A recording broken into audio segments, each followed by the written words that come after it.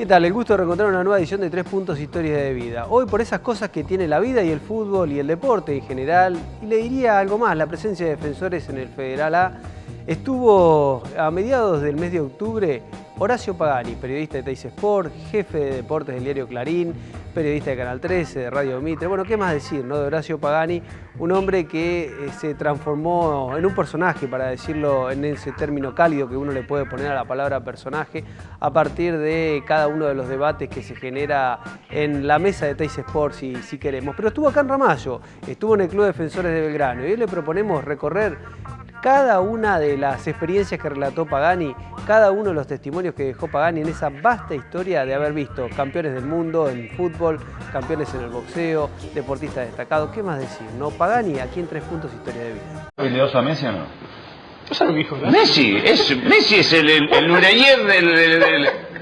Te voy a decir lo siguiente, vamos a ver. ¿Sabes qué sensación tengo? Que a medida que pasa el tiempo estás tirando el último cartucho y ya no tenés ídolo, ya decís, Perón se la comía, Gardel cantaba como el Lord, ya estás así, vos sabés. No. Ya no te importa un solete, yo te voy a decir esto. Lo último que me dijeron, me lo dijo el tipo del remisero cuando me traía por acá.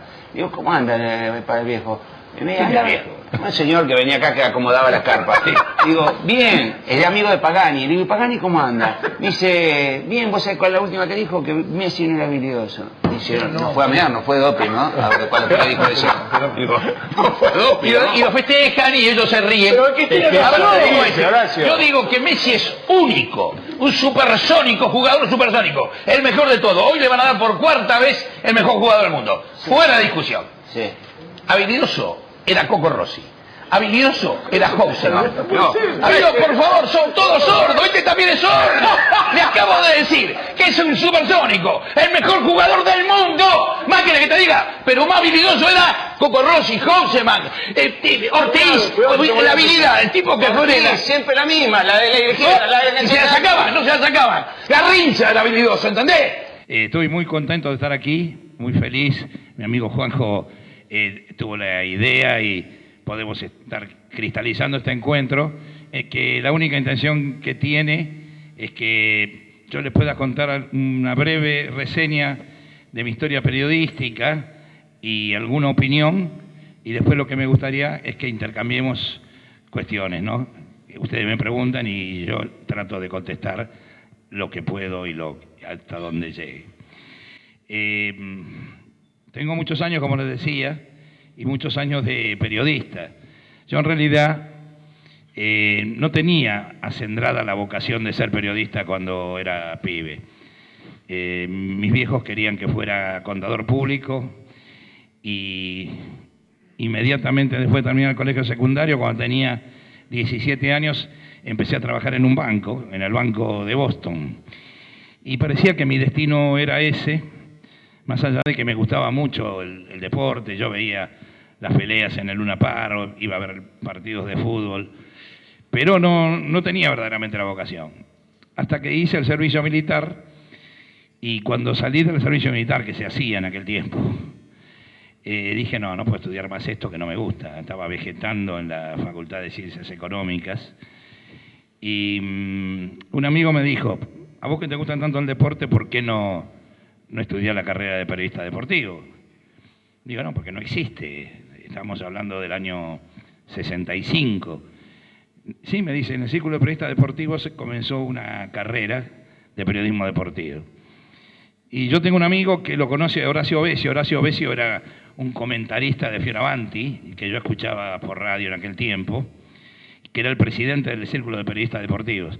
Entonces fuimos a verlo a Radio El Mundo y charlamos, me dijo, las clases ya empezaron hace 15 días, dice, pero bueno, podemos hacer la excepción y lo podemos dejar entrar.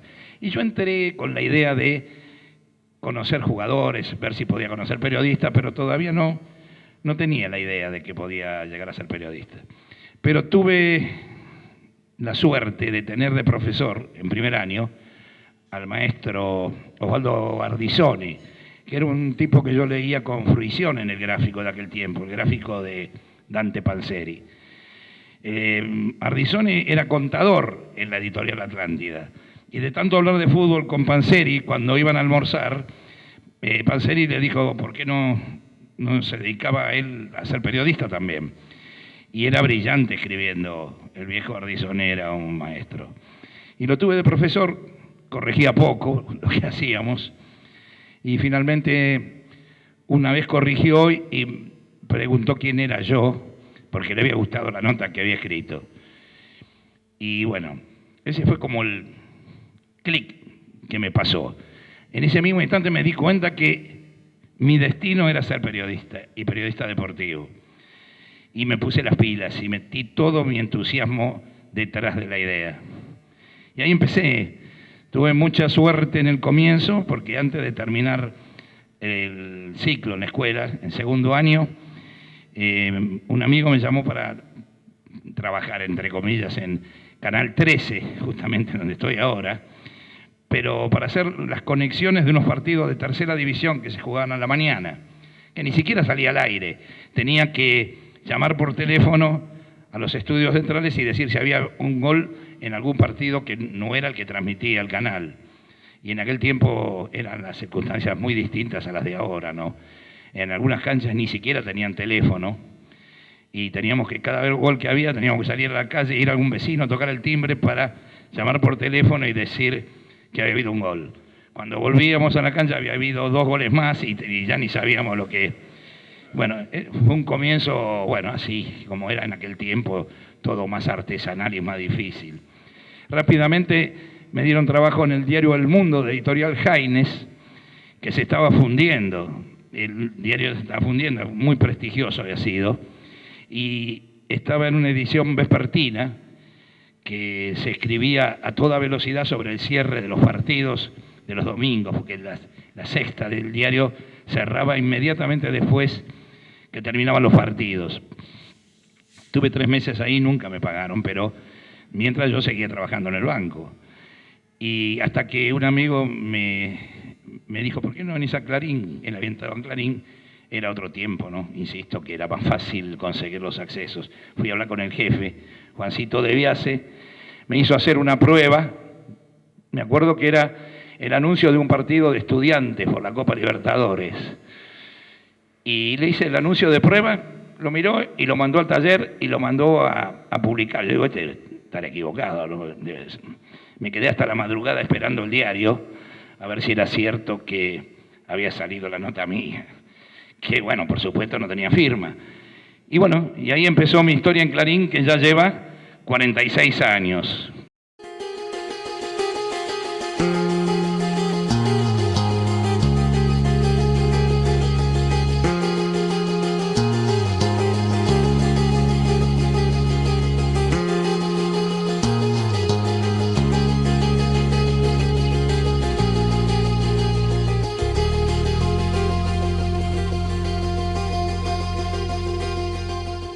Arracam Camiones Sociedad Anónima, punto integral oficial Iveco, camiones nuevos y usados, garantizados, representante en toda la zona, Iveco Argentina, ruta 9 kilómetro 205 Villa Ramallo y en Arrecifes, ruta 8 y 51.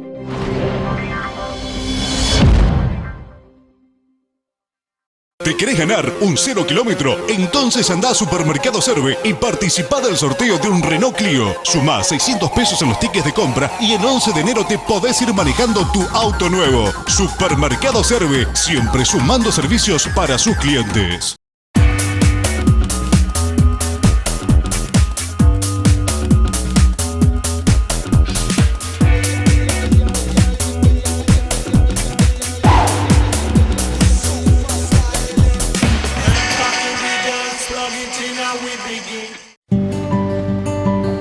¿Sabés por qué estoy asegurado en la segunda? Porque ante un siniestro te das siempre la segunda oportunidad. La segunda tiene valores que yo comparto. Por eso siempre quiero seguir siendo parte de este gran equipo. Grupo Asegurador La Segunda. Soy del equipo de La Segunda.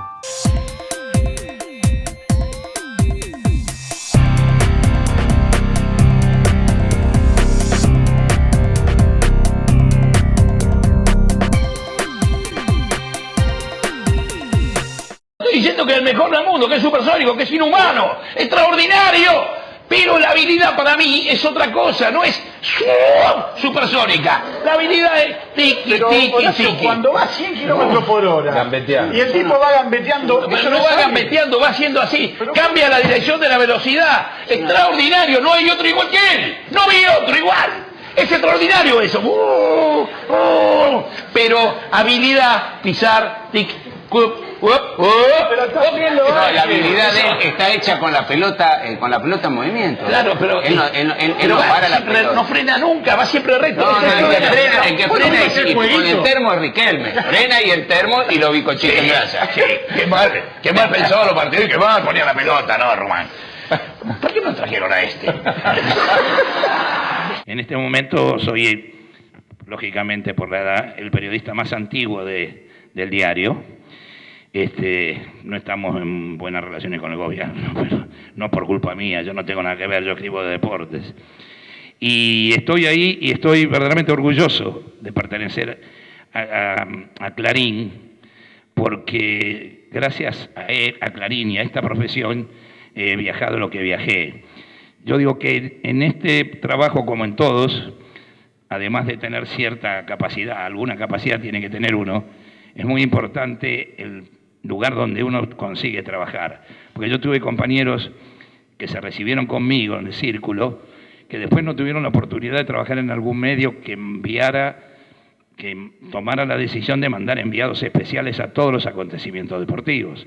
Entonces, por esa razón, por estar ahí, empecé a viajar y viajé muchísimo, ¿no? Primero viajé por el país en los partidos del torneo nacional y este tipo de cosas, y después empecé a viajar hacia el exterior.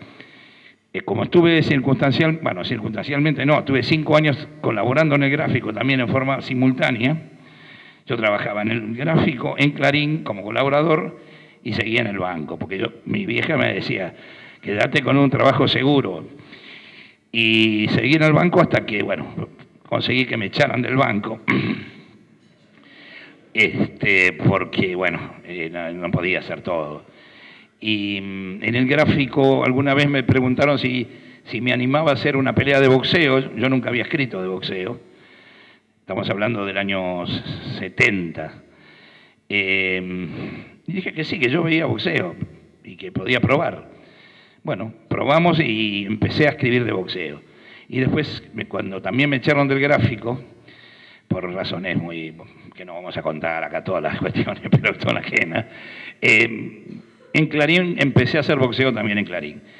Y bueno, y empecé a descubrir que los boxeadores tienen una nobleza que por ahí no se nota tanto en los jugadores de fútbol, porque los tipos arriesgan su salud, arriesgan su cuerpo en aras de buscar una posición en la sociedad que la sociedad no les dio, porque vienen generalmente de capas muy bajas.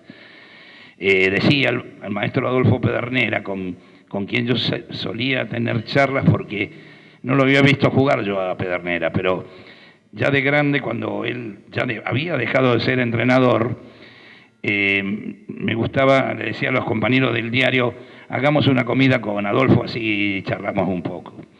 Y él decía que los jugadores y los boxeadores eran hijos de la pobreza, que en términos reales es así. Ahora ha cambiado un poco la característica de los jugadores de fútbol en general, pero en aquel tiempo los jugadores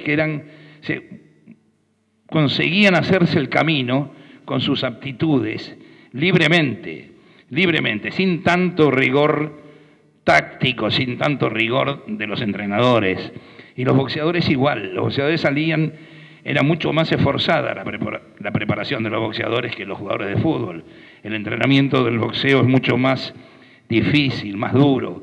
El boxeador tiene un rival principal antes que el rival que está en el ring, que es la balanza. Se vive atormentándolo. Yo creo que a mí me parecía que siempre fue una exageración, con tal de hacerle dar el peso mínimo posible para que dé el máximo posible dentro de la categoría, lo sometían a rigores físicos tremendos. Y bueno, ahora sigue siendo lo mismo, pero con mayores elasticidades. Y bueno, y empecé a comprender que el fenómeno del fútbol, por ejemplo, no es simplemente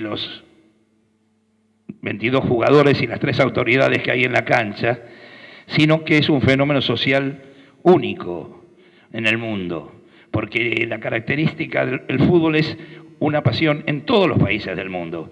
Que no lo sea tanto en Estados Unidos es la excepción que justifica la regla, pero el fenómeno social es lo que atrae al fútbol como fenómeno popular, y por eso yo comparto con la FIFA la decisión de no incorporar la tecnología estrictamente al fútbol, porque el secreto de la popularidad del fútbol es justamente todo lo que queda después de los partidos, las discusiones que hay después de los partidos, y entonces eso lo transforma a veces injustamente, pero lo transforma en un fenómeno social. Y así, bueno, fui entendiendo cuál era la responsabilidad que tiene el periodista cuando tiene la posibilidad de escribir una nota, porque primero, también lo quiero decir, el verdadero periodismo es el periodismo gráfico, el periodismo escrito, porque la palabra escrita es la que permanece, la palabra hablada se la termina llevando el viento, por mucho que ahora se repitan las escenas por televisión y por radio, que haya repeticiones, que todo sea más rápido, el periodismo gráfico es la base del periodismo. Me decían que yo decía esto porque trabajaba nada más que en un medio escrito durante, bueno, la mayor parte de mi carrera, y hasta que empecé a trabajar en la radio, tuve 17 años en Radio Mitre, y hasta que empecé a trabajar en la televisión hace casi 10 años ahora. Y sigo diciendo lo mismo, la base del periodismo es el periodismo escrito. Y lo puedo decir ahora con absoluto convencimiento porque trabajo en las 3 clases de medios y trabajé en las 3 clases de medios. Entonces, la responsabilidad de la palabra escrita, que es la que permanece, tiene que tener una profundidad diferente al simple cuento de un partido de fútbol, porque uno sabe que llega a mucha gente que tiene que interpretar lo que uno dice. Uno cuando escribe no tiene que creer que está escribiendo para los que vieron el partido, por ejemplo, vieron la pelea, sino para los que no la vieron, que por ahí son la mayoría, y tiene que explicar claramente lo que ve con imparcialidad. Imparcialidad no quiere decir que uno tenga que ser objetivo, porque la objetividad no existe. Nosotros somos humanos y somos subjetivos, y como somos subjetivos, todo lo que decimos tiene una carga de cuestión personal. Lo que se requiere es que uno sea imparcial, pero no objetivo, que se dice mucho de que uno es objetivo. Uno es subjetivo, debe ser imparcial. Y bueno, y así construí esta modesta carrera que fue muy larga y que me hizo viajar mucho, como les decía antes, por el mundo entero. Y claro, cuando uno viaja suma mayor experiencia en la vida, ¿no? Y entonces, por eso estoy agradecido a la profesión que tengo y a las posibilidades que me dio esta profesión de conocer el mundo.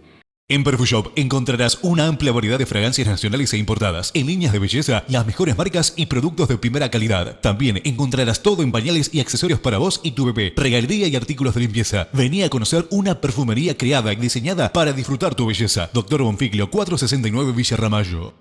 ¿Siguen sus problemas de humedad? Placa San Francisco inventó la solución antihumedad definitiva. Su tecnología no tapa la humedad, la microevapora en el día y con 10 años de garantía. Con revestimientos y cielo raso San Francisco sale la humedad y entra el buen gusto.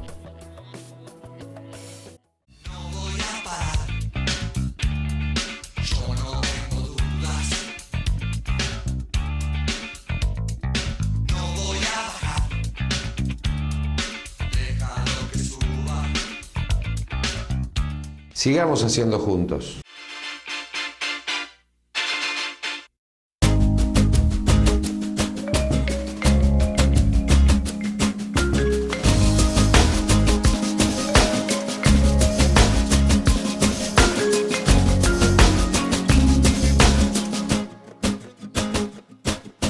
Yo estuve 17 años, no digo dando clases, pero dando charlas en la escuela de Portea, escuela de periodistas, y tengo una impresión, el avance tecnológico, que es bárbaro para todo, la modernidad es bárbara, ayudó mucho en la profesión periodística, muy especialmente en los enviados especiales. Nosotros hace muchos años, cuando teníamos que ir a cubrir algo al exterior, sufríamos a mares para mandar los materiales, porque costaba más mandar el material que elaborarlo. A veces teníamos que ir al correo a llevar las hojas. En el correo, la gente del correo acostumbrada a hacer telegramas de 1 o 2 líneas, le llevábamos 300 líneas, teníamos que sobornar al tipo porque era imposible que alguien lo hiciera. Yo una vez en Roma fui al correo a llevar material, el tipo, además de que le llevé 300 líneas, tenía que escribir en otro idioma. Bueno, así era lo que mandaba, no me salió lo que salía, después lo tenían que corregir aquí en Buenos Aires. Después mandábamos en fax ya mejorado, y si no, teníamos que leer lo que escribíamos y lo grabábamos por teléfono para que lo levantaran aquí. Se perdían horas mandando el material que por ahí no había costado tanto elaborarlo. Pero bueno, la tecnología ayudó ampliamente, pero es un arma de doble filo. A mí me parece que el avance de Internet ha perjudicado la creatividad de los periodistas. Lo sé por experiencia en estos años que estuve dando estas clases ahí en Deportea. Todo el mundo cree que todo lo puede resolver en Internet y entonces se ha perdido mucho el ojo de tigre del periodista, la posibilidad de buscar su propia información, su propia nota por sus propios medios, en lugar de recurrir fácilmente a Google y tratar de conseguir que tener lo que busca. Yo veía que los chicos me daban los trabajos que le pedía y eran casi todos iguales, todos sacados del mismo lugar. Entonces creo que esto ha anquilosado un poco a los periodistas nuevos. Siempre hay talentosos y en todas las órdenes hay algunos que saben desempeñarse libremente. Pero la modernidad también ha conspirado contra la libertad del juego del fútbol, porque el avance de las cuestiones externas al juego, ahora que no hay tantas facilidades para jugar y que se formen los jugadores en las calles y en los potreros como antes, ha hecho que lentamente los jugadores hayan perdido protagonismo y el protagonismo lo hayan tomado los entrenadores. A tal punto que este tiempo en que se vive pareciera que es la dictadura de los entrenadores, porque los jugadores pasaron a ser mayoritariamente cumplidores de órdenes muy felices y acostumbrados. Entonces, cuando yo digo que defiendo a Riquelme, que parece que es una etiqueta que tengo puesta sobre mi frente, tiene que ver con esto, con la rebeldía de alguien que quiere creer que en la cancha él puede resolver por él, no simplemente recibiendo órdenes de afuera. Han tomado un protagonismo donde también nosotros los periodistas somos bastante responsables del enorme protagonismo que han tomado los entrenadores y cómo se ha hecho del fútbol un juego casi de ajedrez, un juego táctico, donde el avance de la preparación física hace que los partidos sean tan friccionados, donde se pide primero que el jugador corra antes de que piense. Entonces, así se juega, así estamos jugando. Y digo que, además, los jugadores que tienen algunas posibilidades desde muy chiquitos se los llevan. Y entonces, el temor de los entrenadores a perder su puesto, porque no les salen los resultados, hace que se crea que lo importante es tratar de proteger el arco propio, pero sin iniciativas ofensivas. Afortunadamente, en este torneo aparecieron una cantidad de entrenadores más jóvenes con ideas un poquito más libres. A lo mejor porque no hay descensos en este torneo, pero nadie se tiene que olvidar que igual se suman los promedios, ¿no? Pero la aparición de Gallardo, por ejemplo, que para mi gusto era en la interpretación del juego, era el antecesor de Riquelme. La aparición de Gallardo como entrenador responde a lo que él era como jugador. Entonces se ve que River tiene una intención diferente a los otros equipos. Y esto también, por lo menos en el discurso, Diego Coca en Racing, que tiene intenciones, más allá del problema y el estigma que tiene Racing de sus subidas y bajadas. Y apareció Almeida. Almeida tiene también condiciones de hacer jugar más libremente a sus equipos y está mayor, y el propio Almirón, más allá de las cuestiones de sacar y poner jugadores que tiene, pareciera como que hay una corriente para mejorar esto que se había transformado en algo muy aburrido y muy feo, ver los partidos de fútbol con tanta fricción y con tantos jugadores que corren sin pensar. Bueno, todo este redondeo es para decirles por qué pienso lo que pienso y por qué estoy donde estoy ahora, que es acá. Y hasta aquí hemos llegado con una nueva edición de 3 Puntos Historia de Vida, como siempre en la pantalla del Somos, con la realización de Espacio Creativo TV, con la posibilidad de compartir frases, testimonios, historias de Horacio Pagani, como lo relatábamos, como lo presentábamos, periodista de raza, periodista del Grupo Clarín. Nos despedimos, buena semana para todos, nos reencontramos el próximo lunes a partir de las 22:30. Tengo los ojos cerrados, mi amor, porque no te quiero ver. Tengo los puños cerrados, mi amor, no me puedo defender. Pan para hoy y mañana, no sé, flechas clavadas en el corazón. Vos me cuidabas con tanta pasión, yo no sabía qué hacer.